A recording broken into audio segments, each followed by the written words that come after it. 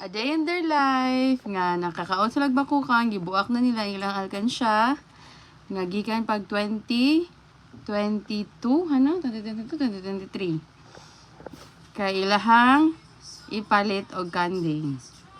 So sige ba natin ninyong ihap diha. Pero ang usa dito kay nang halop na kay ihap ug kuno to dili na ipaihap.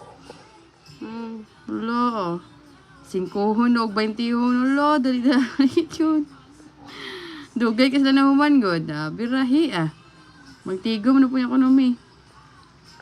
Another 20 pesos, 20 coins, 20 peso coins na lang. And here you go. Here is the outcome.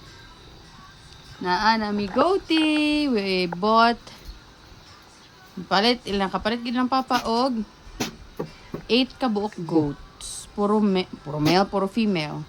Kaya parang managhan pa. Kaan makag mga So, welcome to the family.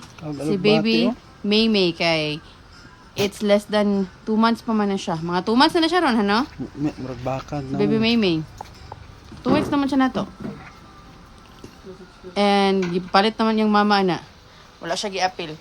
Yung mama for carne man to for meat. Siya wala siya gi-appeal. Palit siya sa kumbana kay kabalo kumbana. We will gonna love it. And yes, we love baby Maymay.